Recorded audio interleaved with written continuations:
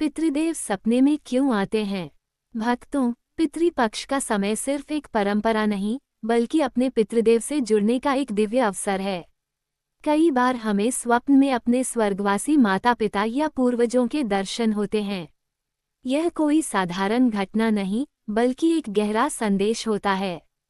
पुराण और शास्त्र बताते हैं कि सपनों में पितृदेव का आना हमें किसी रहस्य, आशीर्वाद या संकेत से अवगत कराता है। आज हम आपको पितृपक्ष के अवसर पर एक ऐसी पावन कथा सुनाएंगे जो आपको इन रहस्यों से परिचित कराएगी और पितृदेव के महत्व को गहराई से समझाएगी। भक्तों, एक समय की बात है। देवर्षि नारद जी संपूर्ण ब्रह्मांड का भ्रमण करते हुए पृथ्वी लोक पर पहुंचे। धरती पर विचरण करते समय उन्होंने देखा कि जंगलों और वीरानों में कई भटकती दुष्ट आत्माएं, पिशाच, प्रेत आदि निर्दोष मनुष्यों को आतंकित कर रही हैं। ये सब देखकर उनके हृदय में करुणा उत्पन्न हुई और कई प्रश्न जाग उठे। उनके मन में विशेष रूप से दो जिज्ञासाएं थीं। पहली, ये भटकती प्रेत आत्माएं मनुष्यों को क्यों पीड़ा देती हैं? और दूसरी, जब मनुष्य सपने में अपने दिवंगत पूर्वजों को देखता है, तो इसके पीछे क्या कारण होता है? उसे किन संकेतों की ओर ध्यान देना चाहिए? इन प्रश्नों का समाधान खोजने हेतु देवर्षि नारद ने यमलोक जाने का निश्चय किया, क्योंकि यमराज मृत्यु तथा न्याय के देवता हैं और तीनों लोकों के चराचर प्राणियों के जीवन मरण का लेखा जोखा रखते हैं। देवर्षि नारद अपने विनम्र स्वभाव के साथ नारायण नारायण का स्मरण करते हुए यमपुरी पहुँचे। यमलोक के द्वार पर द्वारपाल ने आगे बढ़कर उनका स्वागत किया और उन्हें भीतर ले गया। सिंहासन पर स्वयं धर्मराज यमराज विराजमान थे। यमराज ने देवर्षि नारद को अपने समक्ष आते देखा तो हर्षित होकर उठ खड़े हुए। उन्होंने आदरपूर्वक हाथ जोड़कर नारद जी का अभिवादन किया और बोले, हे देवर्षि, यमपुरी में आपका हार्दिक स्वागत है। आज आपके दर्शन से यमपुरी धन्य हुई। नारद जी ने भी यमराज को प्रणाम करते हुए कहा, हे धर्मराज, मृत्युलोक के न्याय के देवता को मेरा सादर प्रणाम। आपने इतने प्रेम से मेरा स्वागत किया, इसके लिए मैं आभारी हूँ। यमराज ने मुस्कुराकर कहा, हे देवर्षि, कृपया आसन ग्रहण करें। अवश्य ही आपके आगमन का कोई विशेष प्रयोजन होगा। कहिए, मैं आपकी क्या सेवा कर सकता हूँ? नारद जी गंभीर स्वर में बोले, हे धर्मराज, मैं पृथ्वी लोक का भ्रमण करके आया हूँ। मैंने वहाँ कई विचित्र और पीड़ादायक दृश्य देखे। अनेक भटकती आत्माएं मनुष्यों को तंग कर रही हैं। मेरा पहला प्रश्न यह है कि ये प्रेत आत्माएं क्यों शांत नहीं हो पाती और मनुष्यों को दुख देती हैं? और मेरा दूसरा प्रश्न यह है कि मनुष्य को कभी कभी स्वप्न में अपने मृत पूर्वज दिखाई देते हैं। सपने में मरे हुए लोगों के दर्शन का क्या अर्थ होता है? इससे मानव को कौन से शुभ या अशुभ संकेत मिलते हैं? मैं मानव जाति के कल्याण के लिए इन प्रश्नों के उत्तर जानना चाहता हूँ। यमराज ने गंभीरतापूर्वक कहा, हे देवर्षि, आपने लोक कल्याण हेतु बहुत महत्वपूर्ण प्रश्न उठाए हैं। निश्चित ही मैं आपके दोनों प्रश्नों का उत्तर दूंगा, किंतु पहले मैं आपको एक पावन कथा सुनाता हूँ, जिसमें आपके समस्त प्रश्नों का समाधान छिपा है। जो भी मानव इस कथा को श्रद्धापूर्वक सुनता है, मैं उसके 32 प्रकार के पापों को क्षमा कर देता हूँ। ये कहकर यमराज ने नारद जी को कथा सुनानी शुरू की और नारद जी ध्यानपूर्वक सुनने लगे। यमराज ने कहना आरंभ किया, मध्य देश में एक समृद्ध नगरी थी। वहाँ धर्मन नाम के एक धनी सेठ अपने परिवार सहित निवास करते थे। धर्मन के 4 भाई थे, सुमन, नंदन, विरचन और विभान। पांचों भाई आपस में प्रेमपूर्वक रहते थे और मिलजुल कर व्यापार तथा खेती बाड़ी संभालते थे। पूरे नगर में उनके समान धनवान और सम्मानित कोई न था। ये समस्त धन संपत्ति उनके पूर्वजों के आशीर्वाद और सत्कर्मों की बदौलत थी। धर्मन के पितामह एवं पूर्वज अत्यंत दयालु और धर्मपरायण थे। वे नियमित रूप से दान पुण्य, यज्ञ, हवन और भूखों को भोजन कराने जैसे नेक कार्य करते थे। इन्हीं पुण्यों के फलस्वरूप उनके वंशजों को अपार वैभव प्राप्त हुआ था। किंतु स्वयं सेठ धर्मन का स्वभाव भिन्न था। वह बहुत कंजूस और स्वार्थी व्यक्ति था। दान धर्म से उसे कोई सरोकार नहीं था। पूर्वजों की भांति न तो उसने कभी मंदिर में अन्नदान किया, न किसी भूखे को भोजन करवाया, न यज्ञ हवन में रुचि ली। दिन रात धन इकट्ठा करना और उसका भंडार बढ़ाते रहना ही उसका लक्ष्य बन गया। समय बीतता गया, सेठ धर्मन के घर धन के अंबार लगते गए, पर उसकी कंजूसी भी बढ़ती गई। उसने अपने धन का कभी सदुपयोग नहीं किया। अपने पूर्वजों के नाम पर वार्षिक श्राद्ध कर्म भी वह धीरे धीरे भूलने लगा था। इधर स्वर्गलोक में धर्मन के दिवंगत पूर्वज अपने वंशज का ये स्वभाव देखकर दुखी थे। जिस वंश को समृद्धि उन्होंने प्रदान की, उसकी नई पीढ़ी धर्म कर्म से मुख मोड़ चुकी थी। सेठ धर्मन की कर्तव्य विमुखता से पितृगण नाराज हो उठे। कुछ समय बाद पितृपक्ष का पवित्र पखवाड़ा आरंभ हुआ, जब पृथ्वी पर संतानें अपने पूर्वजों की आत्मा की तृप्ति के लिए श्राद्ध और तर्पण करती हैं। उस काल में धर्मन और उसके भाइयों ने अपने पितरों के लिए कुछ भी नहीं किया। उन्होंने न पिंडदान किया, न तर्पण, न दान पुण्य, यहाँ तक कि एक दीपक जलाकर पितरों का स्मरण भी नहीं किया। पूर्वजों के प्रति आदर उनमें मानो शेष न था। पितृलोक में धर्मन के पूर्वज ये सब देख रहे थे। संतान की इस उदासीनता से वे अत्यंत खिन्न हुए। एक दिन पितृपक्ष में उन सभी पूर्वजों ने आपस में मंत्रणा की। एक पितरी ने दुखी होकर कहा, हमारा बड़ा दुर्भाग्य है जो हमारे कुल में ऐसे स्वार्थी पुत्र पैदा हुए जिन्होंने हमें बिल्कुल भुला दिया है। न श्राद्ध करते हैं, न तर्पण, न दान दक्षिणा। इनके दुर्व्यवहार के कारण हमारी आत्माएं तृप्त नहीं हो पा रही हैं। दूसरे पूर्वज क्रोध में बोले, सही कहा, हमारे सत्कर्मों से इन्हें सब मिला और इन कपूतों ने हमें एक लोटा जल भी अर्पित नहीं किया। इनके पापों का फल इन्हें अवश्य मिलेगा। तीसरे ने चिंतित स्वर में कहा, हमें अपने पुत्रों को सद्बुद्धि देने का उपाय करना चाहिए। क्यों न हम यमराज के पास चलकर अनुमति मांगे कि हमें अपने वंशजों को समझाने पृथ्वी पर जाने दें। सभी पितरी इस पर सहमत हो गए और तत्काल यमराज के समक्ष उपस्थित होने यमलोक चल दिए। यमलोक पहुंचकर पितृगणों ने धर्मराज यमराज को संपूर्ण वृतांत सुनाया और प्रार्थना की कि उन्हें अपने पुत्रों को दर्शन देकर समझाने की अनुमति दी जाए। यमराज ने कुछ क्षण विचार कर कहा, आप प्रत्यक्ष शरीर धारण करके पृथ्वी पर नहीं जा सकते, परंतु स्वप्न मार्ग से अपने संदेश संतान तक पहुंचा सकते हैं। आप सभी अपने अपने पुत्रों के स्वप्न में जाकर उन्हें उचित संकेत दें। यमराज की आज्ञा पाकर पितृगणों ने कृतज्ञता व्यक्त की और पृथ्वी लोक की ओर प्रस्थान किया।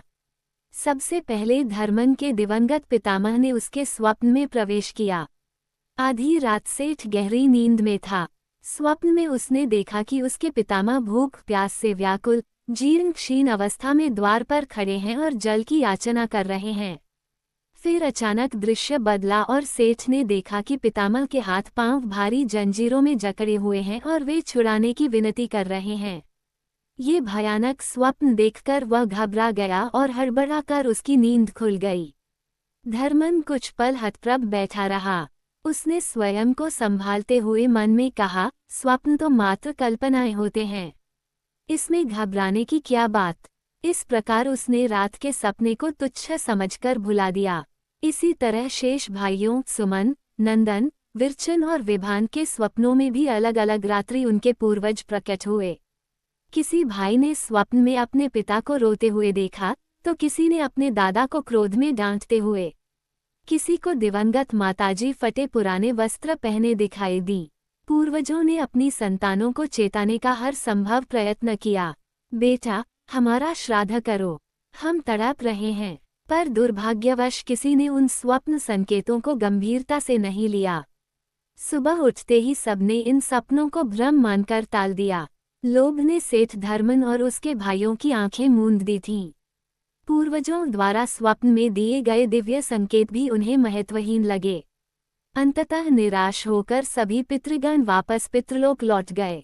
पितृलोक पहुंचकर धर्मन के पूर्वज अत्यंत क्रोधित और दुखी हुए।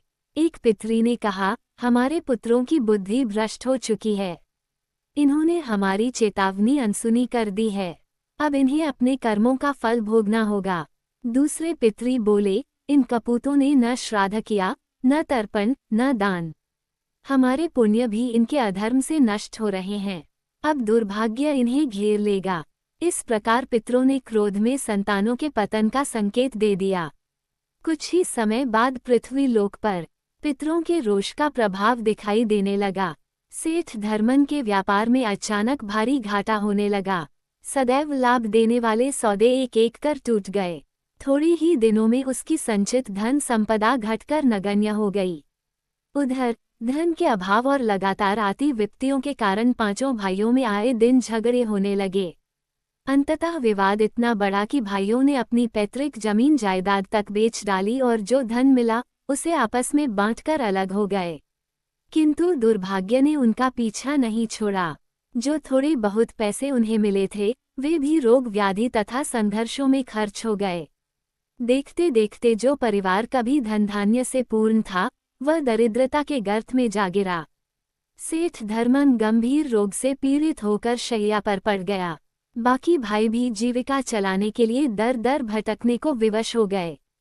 परिवार बिखर चुका था और घर की सारी सुख शांति नष्ट हो गई थी। उधर पितृलोक में पूर्वज अपनी संतान की ये दुर्दशा देखकर व्याकुल हो उठे। उन्हें संताप होने लगा कि क्रोध में आकर उन्होंने संतान को श्राप दे दिया। अब उन्होंने संतानों के उद्धार हेतु फिर यमराज की शरण लेने का निश्चय किया। पितृगण पुनः यमराज के पास गए और विनयपूर्वक बोले, हे धर्मराज, हमने संतानों की दुर्दशा देख ली। हमारा उद्देश्य उन्हें नष्ट करना नहीं था, केवल राह दिखाना था। कृपया अब आप ही कोई उपाय करें जिससे हमारे पुत्रों को सद्बुद्धि मिले और उनका कल्याण हो। यमराज ने पितरों को धैर्य बंधाते हुए कहा, चिंता मत करो महात्माओं, मैं स्वयं पृथ्वी लोक पर जाऊंगा और तुम्हारे पुत्रों को उनकी भूल का एहसास कराऊंगा। इतना कहकर यमराज अपने भैंसे पर आरूढ़ होकर क्षणभर में सेठ धर्मन के नगर में आ पहुंचे। उन्होंने देखा कि कभी जो घर धन वैभव से भरा था वह अब उजाड़ पड़ा है। सेठ धर्मन अपनी पत्नी सुनंदा के साथ उसी टूटी छप्पर वाली कोठरी में रोगशैया पर पड़ा है। यमराज ने मानव लोक में पहुंचकर साधु का रूप धारण कर लिया। तेजस्वी सन्यासी का वेश लेकर वे सेठ के द्वार पर पहुंचे और पुकार लगाई, भगवान के नाम पर भूखे को अन्न मिल सके तो दो। अंदर से एक स्त्री बाहर आई। ये सेठ धर्मन की पत्नी सुनंदा थी। उसने दरवाजे पर तपस्वी को देखा तो चरण स्पर्श कर बोली, स्वामी जी, कृपा करके भीतर पधारिए। हमारे भाग्य जागे जो आप हमारे द्वार आए हैं। कहिए, मैं आपकी क्या सेवा कर सकती हूँ। साधु वेशधारी यमराज ने कहा, पुत्री, मैं दूर दराज का यात्री साधु हूँ। कई दिनों से भूखा हूँ। यदि कुछ भोजन जल मिल जाए तो बड़ी कृपा होगी। सुनंदा तुरंत भोजन लाने को मुड़ी, परंतु साधु ने उसके चेहरे पर गहरी उदासी देखी। उन्होंने पूछ लिया, देवी, तुम बहुत चिंतित प्रतीत होती हो। तुम्हारे मुख पर विषाद की छाया क्यों है? यदि कोई कष्ट है तो निस्संकोच मुझे बता सकती हो। सुनंदा की आंखें भर आईं। वह रोते हुए बोली, महाराज, कभी हमारा परिवार बहुत सुखी और समृद्ध था, पर अचानक सब नष्ट हो गया। मेरे पति और देवरों में लड़ाई झगड़ा हुआ, व्यापार डूब गया और अब मेरे पति कई दिनों से रोगशैया पर पड़े हैं। हमें समझ नहीं आता कि ऐसा कौन सा पाप हमसे हुआ जो हमारी ये दशा हो गई। साधु रूपी यमराज ने गंभीर स्वर में कहा, पुत्री, तुम्हारे परिवार पर पितृदोष का साया है। तुम्हारे पति और उनके भाइयों ने अपने पितरों को भुला दिया और उनके लिए श्राद्ध तर्पण नहीं किया। इसी कारण उनके पूर्वज रुष्ट हो गए हैं। तुम्हारे घर की यह विपत्ति उसी पितृदोष का फल है। तभी अंदर से सेठ धर्मन की कराहने की आवाज आई। उसने जोर से कहा, महाराज, कृपा कर भीतर आकर मेरा मार्गदर्शन करें। साधु भीतर गए। सेठ धर्मन दुर्बलता के कारण उठ भी नहीं पा रहा था। उसने नम आंखों से हाथ जोड़कर कहा, स्वामी जी, सुना है मेरे पितरों के क्रोध से मेरा सब नष्ट हुआ है। कृपया बताइए, मुझसे ऐसा कौन सा पाप हुआ है? मेरा व्यापार उजड़ गया, भाई दूर हो गए और मैं इस दशा में आ गया। मुझे मार्ग दिखाइए। साधु के रूप में यमराज ने गंभीर दृष्टि से सेठ को देखा और बोले, वत्स, तुमने अपने पूर्वजों का अपमान किया है। तुम्हारे पूर्वजों ने जीवन भर जो पुण्य अर्जित किए थे उनसे तुम्हें संपदा मिली, पर तुमने न तो उन पुण्यों में वृद्धि की, न अपने पितरों का मान रखा, न दीन दुखियों की सेवा की, न श्राद्ध तर्पण किया। तुम्हारे इन कृत्यों से तुम्हारे समस्त पितृ तुमसे रुष्ट हो गए और उनका आशीर्वाद तुमसे उठ गया। सेठ धर्मन ने लज्जित होकर सिर झुका लिया। वह बोला, महाराज, ये सत्य है। कुछ समय पूर्व मेरे सपनों में मेरे पिताजी और पितामह ने मुझे दर्शन दिए थे। उन्होंने संभवतः मुझे चेतावनी दी, किंतु मैंने ध्यान नहीं दिया। अब मेरा सर्वस्व नष्ट हो चुका है। कृपया मुझे ये बताइए कि सपने में पूर्वजों के दर्शन होने का क्या अर्थ होता है। कौन से संकेत मेरे पितरों ने मुझे दिए थे, जिन्हें मैं समझ न सका। कृपया विस्तार से समझाकर मेरा मार्गदर्शन करें। साधु रूपी यमराज ने कहा, वत्स, ध्यानपूर्वक सुनो। मैं तुम्हें स्वप्न में पितृ दर्शन से मिलने वाले सभी संकेतों का अर्थ बताता हूँ, ताकि आगे कोई भूल न हो। इन्हें हृदय में संजो लो और दूसरों को भी बताना, जिससे सब अपने पितरों का सम्मान कर सकें। सेठ ने सहमति में सिर हिलाया। तब यमराज ने स्वप्न संकेतों का रहस्य समझाना आरंभ किया। यदि स्वप्न में तुम्हें अपने दिवंगत पूर्वज भूख और प्यास से व्याकुल दिखाई दे, मानो वे जल या भोजन की याचना कर रहे हों, तो यह अत्यंत महत्वपूर्ण संकेत है। यमराज बोले, इसका अर्थ है कि तुम्हारे पितृ अब भी प्रेत योनि में भूखे प्यासे भटक रहे हैं। उनके लिए उचित विधि से श्राद्ध तर्पण नहीं हुआ है, इसलिए उनकी आत्मा तृष्णा में भटक रही है। इस स्वप्न संकेत के मिलते ही तुम्हें तुरंत अपने पितरों की आत्मा की तृप्ति के लिए पिंडदान, तर्पण और अन्नदान करना चाहिए। उन्हें जल अर्पित करो, भूखे को भोजन खिलाओ। ऐसा करने से तुम्हारे पितृ तृप्त होंगे और उनकी आत्मा को शांति मिलेगी। यमराज ने दूसरा संकेत समझाया। यदि स्वप्न में तुम्हारे पूर्वजों को तुमने बेड़ियों जंजीरों में जकड़ा हुआ देखा है, तो ये संकेत है कि उनकी आत्मा बंधन में है और मुक्त नहीं हो पा रही। इसका कारण है कि उनके निमित्त श्रद्धा से कर्म नहीं किए गए या उनकी किसी इच्छा को पूर्ण सम्मान नहीं मिला। ऐसे सपने का तात्पर्य है कि तुम्हें अपने पूर्वजों की मुक्ति के लिए प्रयास करना चाहिए। अतः तुम्हें अविलंब दान, पुण्य और प्रायश्चित करना चाहिए। अपने पितरों के नाम पर जरूरतमंदों की सहायता करो, हवन पूजन का आयोजन करो, ताकि उनकी आत्मा को शांति मिले और वे बंधन मुक्त हो सकें। तीसरा संकेत बताते हुए यमराज ने कहा, यदि तुम्हारे पूर्वज स्वप्न में मैले कुचले या फटे पुराने वस्त्रों में दिखाई दें, तो यह अत्यंत अशुभ संकेत है। इसका अर्थ है कि तुम्हारे पितृ बहुत दुखी और असंतुष्ट हैं। उनकी आत्मा को अब तक तृप्ति नहीं मिली है। जब श्राद्ध कर्म नहीं होते, तो पितरों की दशा ऐसी ही होती है। इस स्वप्न के आते ही तुम्हें तुरंत पिंडदान, तर्पण और पितरों के नाम पर अन्नदान करना चाहिए, जिससे उनके वस्त्र रूपी स्थिति सुधर सके। जब तक सपने में उनके वस्त्र उजले और सुंदर न दिखें, समझना चाहिए कि वे संतुष्ट नहीं हुए हैं। यमराज ने आगे कहा, यदि स्वप्न में तुम्हारे दिवंगत परिजन तुमसे कुछ मांगते हैं, तो इसका आशय है कि उनकी कोई इच्छा अधूरी रह गई है। उनके जीवन काल का कोई काम पूरा नहीं हुआ या कोई अभिलाषा शेष रह गई, जिसके कारण उनकी आत्मा अतृप्त है। वे स्वप्न में जो मांगे, चाहे भोजन हो, वस्त्र हो या कोई कार्य, तुम्हें यथाशक्ति वैसा दान या कार्य अवश्य करना चाहिए। जब तुम वह पूर्ण कर दोगे, तो उनके हृदय को संतोष मिलेगा और वे प्रेत योनि से मुक्त होकर शांति पाएंगे। यमराज ने चेहरे पर हल्की मुस्कान लाते हुए समझाया, यदि स्वप्न में तुम्हारे पूर्वज स्नेहपूर्वक तुम्हारे सिर पर हाथ फेरते दिखाई दें, तो घबराओ मत। यह अत्यंत शुभ संकेत होता है। इसका अर्थ है कि तुम्हारे पितृ तुमसे प्रसन्न हैं और तुम्हें आशीर्वाद दे रहे हैं। संभव है तुम्हारे जीवन में कोई बड़ी खुशी या सफलता आने वाली है। इसी प्रकार, यदि तुम्हारे पूर्वज स्वप्न में प्रसन्न मुद्रा में तुम्हारी ओर हाथ बढ़ाते हुए दिखें, तो समझो वे तुम्हारे प्रयासों से संतुष्ट हैं और तुम्हें उन्नति का आशीर्वाद दे रहे हैं। ये स्वप्न संकेत दर्शाते हैं कि पूर्वजों की कृपा तुम पर बनी हुई है। यमराज का स्वर अब चेतावनी भरा हो गया। वे बोले, परंतु यदि स्वप्न में तुम्हारे पूर्वज अचानक प्रकट होकर फिर अदृश्य हो जाएं, तो यह अच्छा संकेत नहीं है। इसका अर्थ है कि तुम्हारे जीवन में कोई बड़ा संकट अचानक आ सकता है। तुम्हारे पितृ उस आसन विपत्ति को भांपकर तुम्हें सावधान कर रहे हैं। ऐसे समय में विशेष सतर्क रहो और ईश्वर की आराधना में लगकर मानसिक रूप से स्वयं को मजबूत करो। उन्होंने आगे कहा, यदि स्वप्न में तुम्हारे पूर्वज क्रोधित स्वरूप में देखें, डांटते या कुपित दृष्टि से देखते हुए, तो जान लो कि वे तुम्हारे किसी कार्य से नाराज हैं। अवश्य तुम कोई अनुचित कार्य कर रहे हो, जो उन्हें स्वीकार नहीं। इस स्वप्न संकेत के मिलते ही तुम्हें अपना आत्मचिंतन करना चाहिए। बुरे कर्मों से तौबा करके सत्कर्म अपनाना चाहिए, तभी पितरों का क्रोध शांत होगा। यमराज ने गहरी सांस लेकर कहा, और यदि तुम अपने सपने में अपने पूर्वजों को रोते हुए देखो, तो समझो कि यह अत्यंत अशुभ चेतावनी है। इसका अर्थ है कि निकट भविष्य में कोई गंभीर संकट या दुख तुम्हारे जीवन में आने वाला है, जिसे देखते हुए तुम्हारे पितृ पहले से शोकाकुल हैं।